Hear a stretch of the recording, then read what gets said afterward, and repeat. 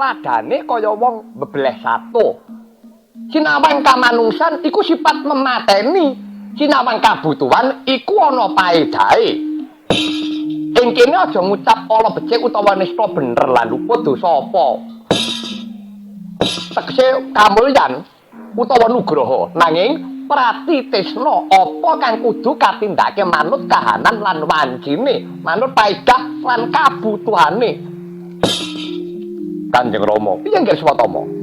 Nanging kados pundi nalaripun dene Paduka paring pangestu dhateng Pandhawa nanging badhe lumawan dhateng Pandhawa menapa mboten Bapa Pantala Mejahi Yoga guru Pantala pati ning murid Swatama kula wonten dawuh pangestuku marang Pandhawa sebab Pandhawa selawase tansah misungsung kaluhuran lan kautaman cacat yen misungsung swarga tundha sanga marang guru. Kautaman lan kaluhuraning Pandhawa iku kang mujudake swarga tumraping guru. Marmane sok ing tresnasih lan pangestuku ya marang Pandhawa. Nanging mungguh kabutuhaning perang agung Bratayuda iki padha mapan sabrangan gelar. Wujude mungsuh kang katon, anane mateni apa pinatenan.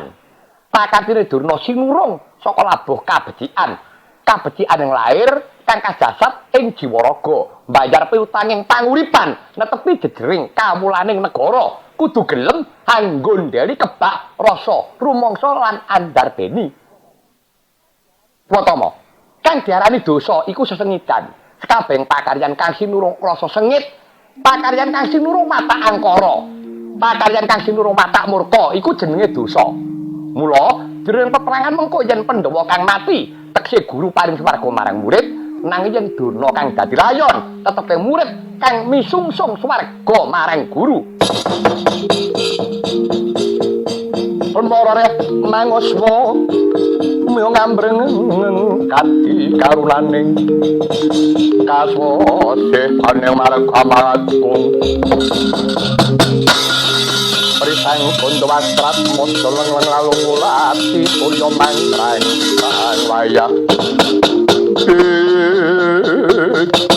Aduh kakak, biar pajar terang raos manah kula dupi kula. Mireng dawuh pangandikanipun Kakang Resi niki semanten ugi kula Rama. Nah, kula kang sawugi kuyayi kerep apa dening Swatama. Jare iki mukti apa mati wis ora perlu dipikir. Sing baku jare iki mung ngestake wajib.